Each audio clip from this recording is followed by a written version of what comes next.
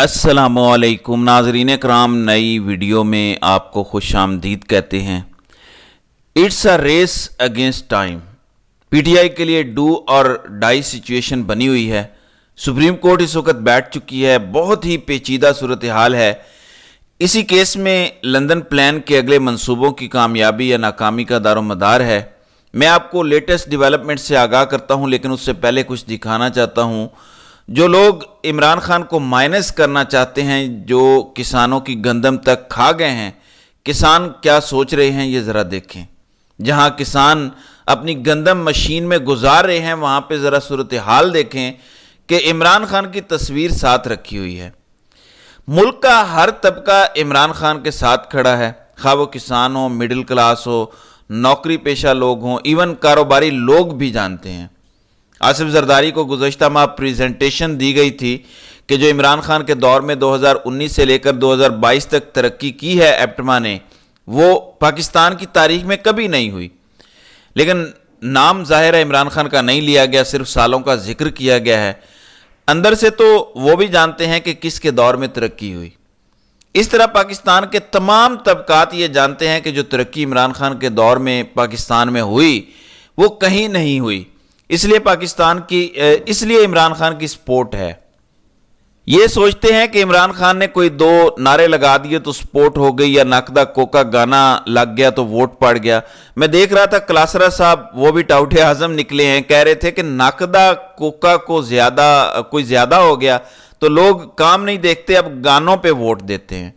तो लोगों को ये गलत फहमी है, और बड़े बड़े ओहदों पर बैठे लोगों को भी ये गलत फहमी है कि एक नैरेटिव चल गया है। इमरान खान की पॉलिसीज ने ग्रास रूट लेवल पे लोगों को फायदा पहुंचाया है, जैसे मुफ्त इलाज है। कोई सोच सकता था कि बड़े बड़े प्राइवेट अस्पतालों में किसी का मुफ्त इलाज हो सकेगा, लेकिन ये इमरान खान ने करके दिखाया। इसलिए ये सपोर्ट वैसे ही नहीं मिलती, काम करने पे मिलती है। हाँ, नारा और नजरिया भी ठीक है, जाहिर है नजरिए के लिए भी लोग जान देने को तैयार हैं, लेकिन सपोर्ट सिर्फ इसलिए नहीं है, काम भी किए हैं इमरान खान ने। काजी साहब भी बात करते हैं, लेकिन ताकतवर तरीन लोग जो ये सारे काम करा रहे हैं उनकी करप्शन पे भी नज़र डालनी चाहिए। ये ज़रा मुलाहिजा करें, बादशाह सलामत के चोर टाउट ने कौम के मैंडेट की चोरी की, कौम के गंदम की चोरी की। 2 साल में कौम को $8 अरब का नुकसान पहुंचाया, यानी $8 अरब की तरसीलात ज़र की चोरी कर ली। 2 साल में $6 अरब की बरामदात की चोरी कर ली। 9 मई की सीसीटीवी फुटेज चोरी कर ली। अदलिया की आज़ादी चोरी कर ली, और आइन में दिए बुनियादी इंसानी हुकूक की चोरी कर ली। जब तक इन कौमी चोरों को कानून के मुताबिक सजा नहीं मिलेगी, ये चोर बाज नहीं आएंगे। आप सिर्फ यहाँ पे अंदाज़ा लगाएं, ये नैरेटिव नहीं है, बल्कि मैं आपको फिगर्स भी पहले भी दिखा चुका हूँ। अगर आप सिर्फ 2 चीज़ों में देखें कि जो बाजवा साहब और मौजूदा बादशाह सलामत ने किया है इस मुल्क के साथ, सिर्फ 2 फिगर्स, ज़्यादा नहीं, बाकी छोड़ दें मैशत क्या है। इमरान खान सिर्फ वजीर आजम हाउस में बैठे रहते, 1 इंच भी ना हिलते, यही पॉलिसी चलती रहती तो $14 अरब हमें इजाफी मिलना था। $14 अरब। पिछले 12-13 साल में IMF ने आपको टोटल इतना कर्जा नहीं दिया जितना कौम का सिर्फ 2 सालों में नुकसान कर दिया है। तो हम IMF के पीछे भागते जाते हैं। यही अगर इमरान खान को हुकूमत करने देते तो $14 अरब वो ज्यादा कमा देता, तो आज IMF के सामने नाक ना रगड़नी पड़ती। लेकिन ये गद्दारी की गई इस मुल्क के साथ, फिर $1 अरब की गंदम मंगवाई बाहर से, वो भी नुकसान कर दिया। तो बहुत बड़ा खांचा मारा गया है।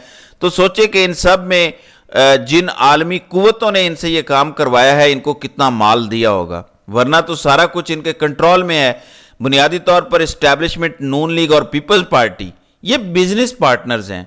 नून लीग और पीपल्स पार्टी के तकरीबन 10% हिस्से के ये मालिक हैं, जबकि 90% शराकत में हिस्सा इस मुल्क की एस्टैब्लिशमेंट का है। यानी 90% वो खाते हैं और तकरीबन 10% ये दोनों पार्टियां मिलकर खाती हैं। अब सूरत हाल जरा समझें।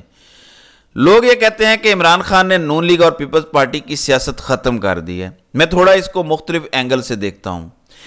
नाज़रीन इकराम, नून लीग और पीपल्स पार्टी की सियासत खत्म हो चुकी थी 2018 में। अगर RTS ना बिठाया जाता, इमरान खान तभी सादा अक्सरियत ले लेते, तो इनकी सियासत खत्म हो चुकी थी। 2022 کے بعد عمران خان نے اصل میں اسٹیبلشمنٹ کی سیاست ختم کی ہے. اس وقت اسٹیبلشمنٹ کو نون لیگ اور پیپلز پارٹی نے وینٹیلیٹر لگایا ہوا ہے اور بدلے میں اسٹیبلشمنٹ نے ان کو وینٹیلیٹر لگایا ہوا ہے. سو یہ تینوں بزنس پارٹنر اس ٹائم ایک دوسرے کو وینٹیلیٹر لگا کے رکھے ہوئے ہیں. ان میں کوئی ایک پارٹی بھی علیحدہ ہو جائے تو یہ سارے اکٹھے شکست کھا جائیں گے اور اپنی موت آپ مر جائیں گے. فار ایگزامپل خالی آصف زرداری کہہ دیں کہ میری بس ہو گئی ہے, مجھے جمہوریت چاہیے ملک میں, نواز شریف اور اسٹیبلشمنٹ سیاسی طور پر وفات پا جاتے ہیں. اور اگر نواز شریف کی غیرت جاگ اٹھے اور وہ کہے کہ نہیں مجھے اب جمہوریت چاہیے, یا مجھے 3 بار ذلیل کیا, میں اس کا بدلہ لیتا ہوں, میں اب جمہوریت کا نعرہ لگاؤں گا, ووٹ کو عزت دو کا, تو فوراً اسٹیبلشمنٹ اور پیپلز پارٹی کی سیاست اپنی موت آپ مار جاتی ہے.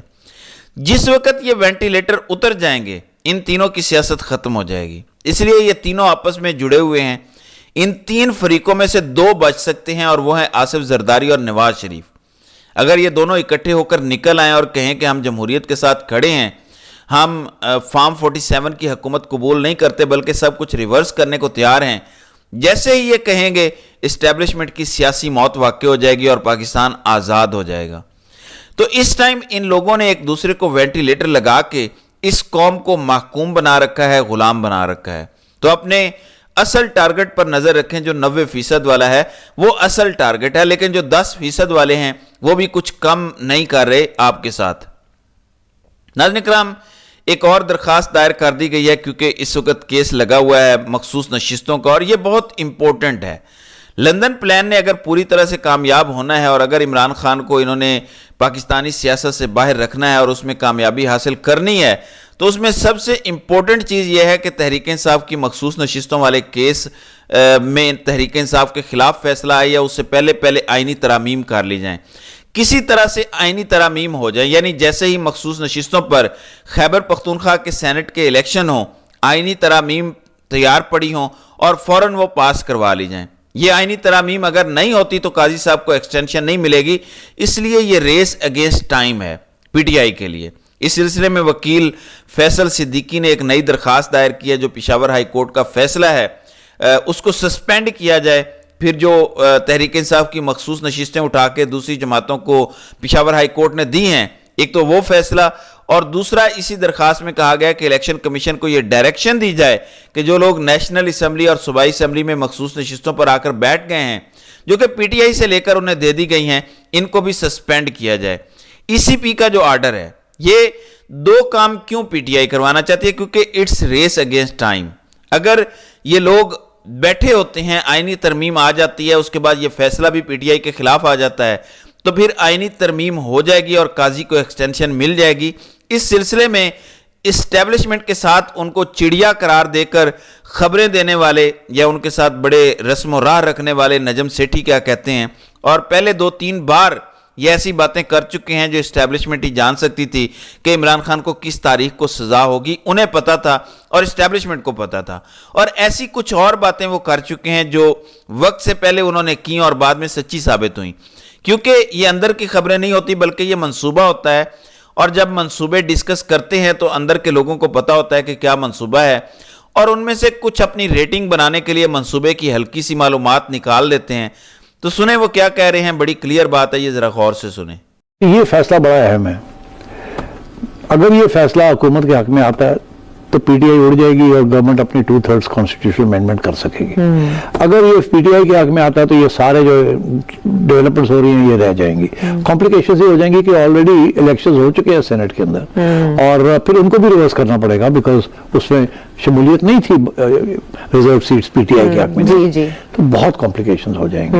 مگر میری دلچسپ بات یہ ہے کہ یہ جو بھی فیصلہ یہ کنٹروورشل ہوگا, مگر یہاں جو 2 ججز ہیں منصور صاحب اور من اللہ صاحب, ان کی جو ریپوٹیشن جس قسم کی بنی ہوئی ہے, تو اسی یہ سوال کھڑے ہو گئے کہ یہ فیصلہ شاید پی ٹی آئی کے حق میں آ جائے. مگر میں سمجھتا ہوں کہ اتنی بھی آسان بات نہیں ہے, بیکاز اس کے لیے اس میں ٹیکنیکل پوائنٹس ہیں اور پی ٹی آئی کے خلاف ہیں, اور جو سیاسی ایشو ہے وہ یہی ہے کہ اتنا کچھ ہو چکا ہے, اب اس کو واپس کیسے کیا جائے. پلوں کے نیچے بہت اور فائنلی میں سمجھتا ہوں جوڈیشری کے اندر یہ اتفاق ہے کہ کچھ ریفارمز ہونی چاہیے, تو وہ بھی رک جائیں گی اگر یہ فیصلہ پی ٹی آئی کے حق میں ہوگا. تو اس لیے شاید हाय सादा सी बात में बहुत पेचीदगियां सुलझा गए। जी, बहुत गहरी बात की है ये। अगर कोई समझे कि जुडिशरी में इत्तेफाक है कि जुडिशियल रिफॉर्म्स होने चाहिए, और रिफॉर्म्स के नाम पे क्या, यानी एक्सटेंशन होनी चाहिए, यानी जजेस की मुद्दत मुलाजमत 68 साल करनी चाहिए। अगर ये 68 हो जाती है, सुप्रीम कोर्ट के तमाम जजेस इससे फ़ायदा उठाते हैं। अगर ये मुद्दत मुलाजमत हाई कोर्ट के जजेस की भी बढ़ा दी जाती है तो सारे इससे फ़ायदा उठाते हैं, और इस तरह सबको ब्राइब करके अपने साथ मिलाया जा सकता है। ये बड़ी ख़तरनाक सूरत हाल होगी, और पीटीआई के लिए ये डू और डाई सिचुएशन है।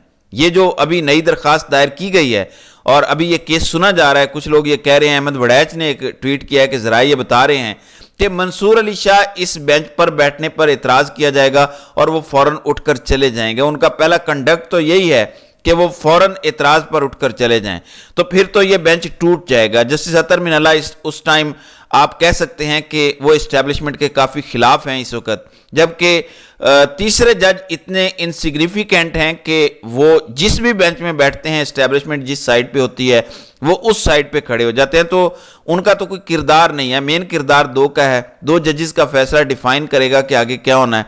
अगर फैसला पीटीआई के हक में आता है तो सेनेट इलेक्शन जो हुए हैं अभी रिसेंटली, वो कलअदम करार देने पड़ेंगे, क्योंकि खैबर पख्तूनख्वा के अभी नहीं हुए, तो फिर ये कहा जाएगा कि ये दोबारा करवाए जाएं सारे इलेक्शन, मखसूस नशिस्तें जिनकी बनती हैं उनको दी जाएं और दोबारा सारे इलेक्शन करवाए जाएं, और तहरीक इंसाफ को यकीनन 3-4 सीटें एक्स्ट्रा मिल सकती हैं सेनेट में, और इसी से सारा पावर स्ट्रक्चर बदल जाएगा। अब देखना यह है कि इस जारी समाज से निकल कर बाहर क्या आता है। तो नाज़रीन इकराम, आपकी इस वीडियो के हवाले से क्या राय है?